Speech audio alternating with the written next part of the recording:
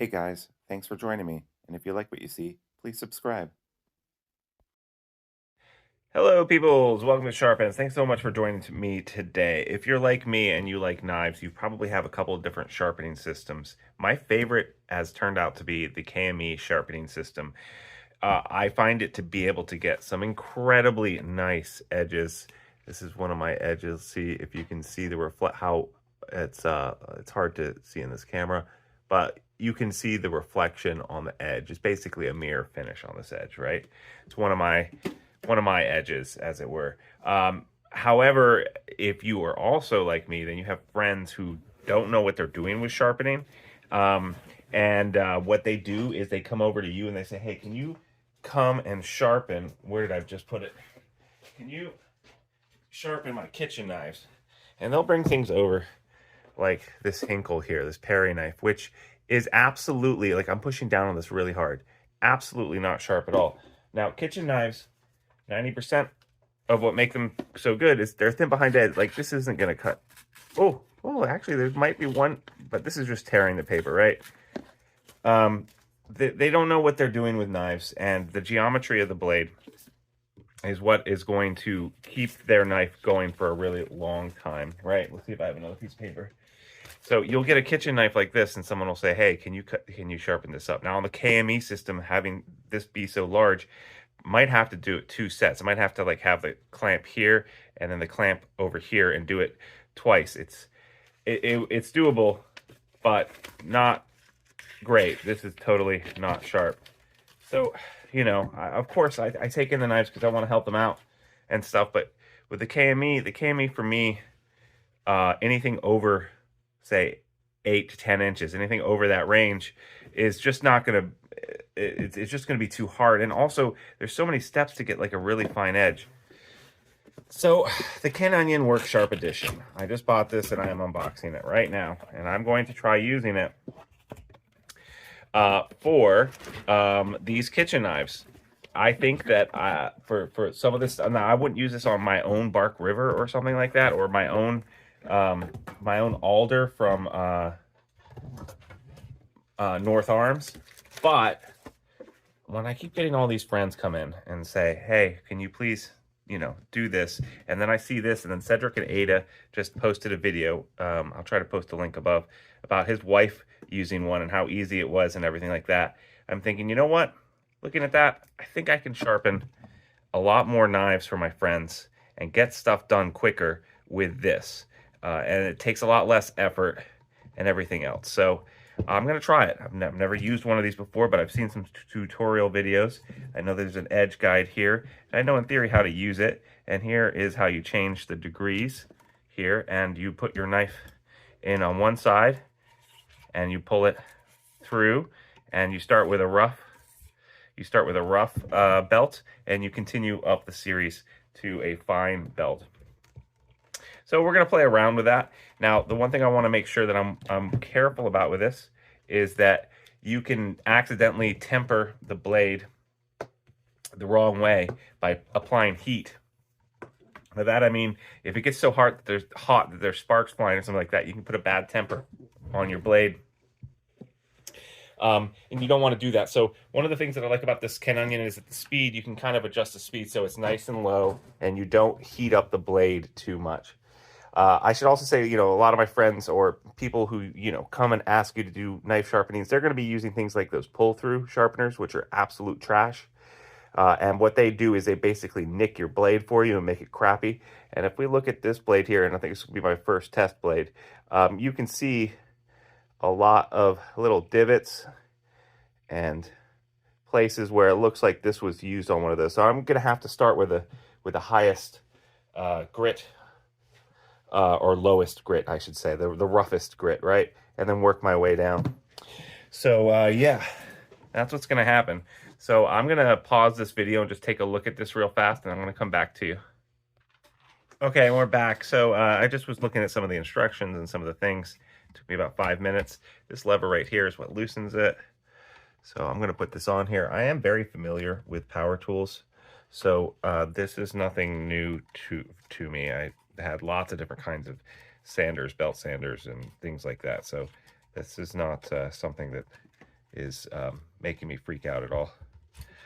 Just letting you know that if you're not necessarily used to power tools, it might take you a little bit longer than what I'm going to do to use this for the first time, but I don't feel too challenged by this at the moment. We'll see what happens. Maybe I am overestimating my skills. Okay, so I got that on there now, and now I'm just going to turn it on to make sure that the belt tracks correctly. All right, it is tracking correctly. I am going to start off with a 64, and I used I'm skipping the belts they sent with the pack, and I'm using a pack of replacement belts that they use just for more consistency on my part. And I'm going to go ahead and sharpen this up. I think what we'll do is we'll go to fast mode. I'm starting with 64. I know that's really high, but this is a crappy knife. I think it's cost $1. So, I'm just going to go for it, see what happens, and see if this can get up to a point where it'll actually cut some paper. All right, so we're going to go to fast mode.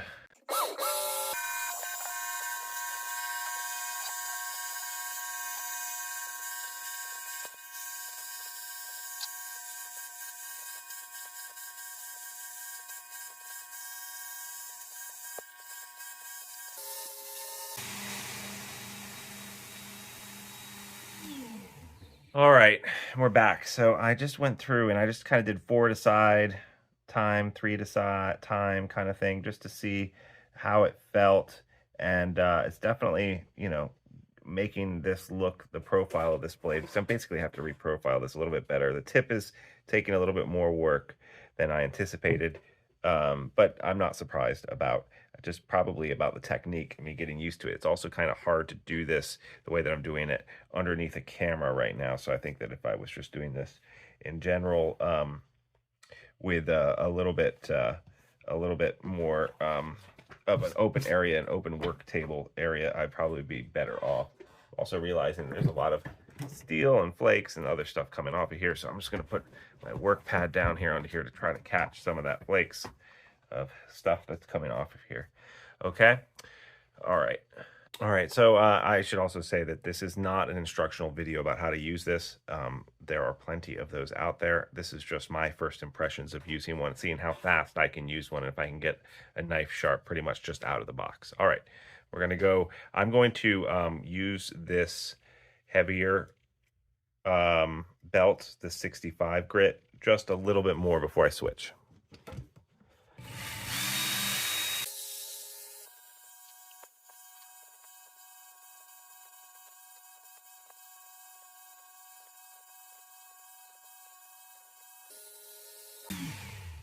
Another one of my thoughts on this is that what I'm going to be able to do is I'll be able to reprofile knives a little bit that are just really crappy like this. And then if I want to finish it up with a KME, it'll be much easier for me to then, finish something up with that.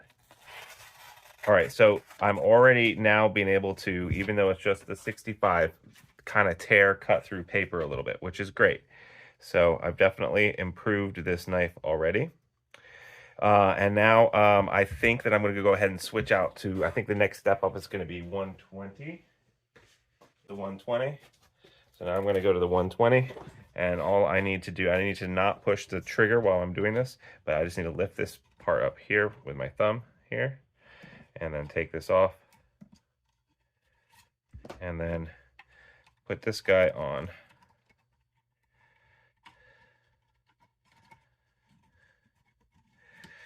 And yeah, there we are. Let's see if this tracks well. Yeah, we're all good. Okay, so now we're gonna try the 120. Yeah, I really think I should have gone ahead and started with this 120 and not done the 64, or just done the 64 for a few passes. And you'll notice here I'm alternating for each pass, and I should have done that on the 64 too.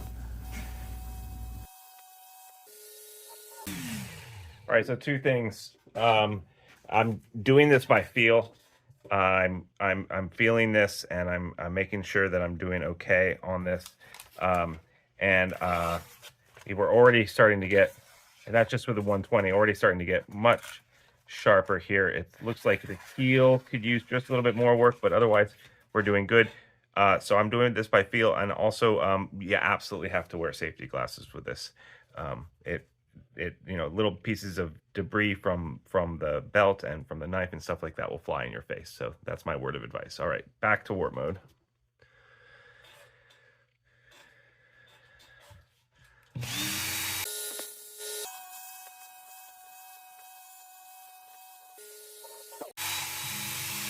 Okay, we're starting to get there. I did some of that off camera because it's just fiddly, and learning the technique is definitely something that you're going to have to spend some time doing.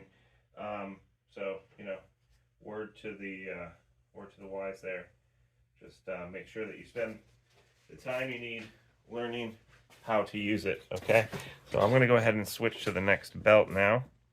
And then I'm going to keep going here. Right now it's cutting paper okay, so that's good.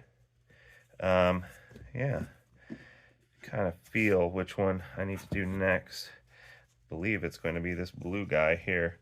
Does it say what you are?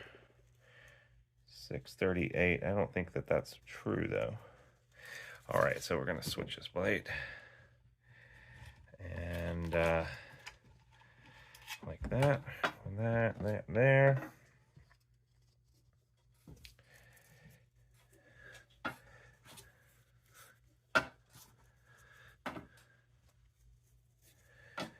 All right, so got all these different things. I don't know how far I'm going to do this as far as polish goes. I don't think I'm going to go too crazy. Yeah, this is 240, so this is definitely the next thing.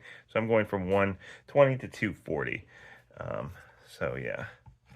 And this blade was so far gone. I'm really glad that I started with the 64 or whatever it was. Because, yeah, it was pretty beat up. My father-in-law was in a retirement community, and he goes to their kitchen, to their sales, where they have like a little, where they sell some of the stuff there. And, he was able to get this Hinkle for $1 or whatever, and he gives it to me because he thinks that I like knives, which I do, but whatever. This is not the kind of knife that I'm going to be using that often. Maybe like take it to the vacation house or something, but I'm not going to be using it here all the time. So but it's fun to play with and learn how to use this Ken Onion Edition Work Sharp. So all right, so I'm going to get sharpening again. All right, so I went down to the 400, and I have a 600 that I could go to, but I just wanted to show you that right now. Remember when I started, it was nothing. So what I've been doing is I've been doing that, and then to remove any kind of burr, I've been just stropping it a little bit, like 10 sides per side or whatever.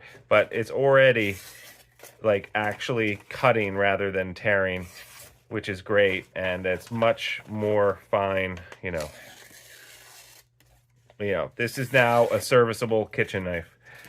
It's not great. It's nothing to whatever, but it's gone from absolutely stone dull to serviceable.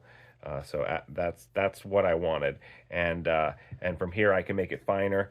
This is just 400. Anything past 900 in my estimation is just for show and mirror finish. So I could do this just a little bit more and strop it. It'll be absolutely fine. A couple of things that I've noticed is that you really have to get it all the way down to the bottom so that it's in the guide, and pull it through. I did it with both this roller guide and without it. Sometimes I think that guide will get in the way depending on the type of knife and how much of a choil it has. But for this little kitchen knife, it seemed to be working fine. And you've got to remember that your angle needs to change. So on this side, I'm pushing out to away from me. This side, I'm pulling into me, making sure that it's really inside there. I've also got this at 25 degrees, which I believe that means that that's split in half. So we're talking about 12 and a half or 13 degrees per side, which is a really fine angle for a knife, for a kitchen knife, I believe. I don't believe that means that it's 25. Maybe that does mean that it's 25 per side, in which case I should be honestly be doing this steeper, but this is just my first time. So right now it's doing well. It's doing well where it is, so I'm just going to keep it there. This is just $1 knife that I'm experimenting with, so we're all good there.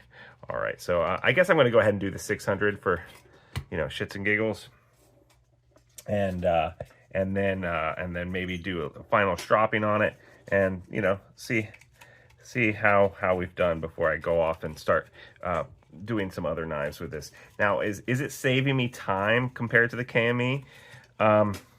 it's really hard to judge that right now because I am just learning the system. I think that once I get it properly done, and I'm not necessarily doing it underneath a camera, that it will be faster, and it certainly will be easier and make me feel better about life when I'm just doing, you know, someone's kitchen knives on this rather than, you know, I mean, I'm still going to use my KME for any single kind of nice pocket knife. But anyway, all right, so I'm going to do this and I'll come right back to you.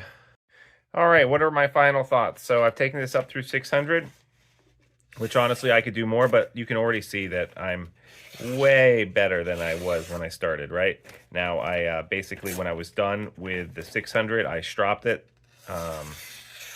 And now we're going from heel to tip and getting a nice cut. Not quite scroll cutting. I could definitely do more and make it better, but this is phenomenally better than where I started with, where it basically was just a flat knife. And it took some getting used to. So, but my first impression is I think that this is a really good way, economic way of getting to a point where your knife is going to be, you know, serviceable.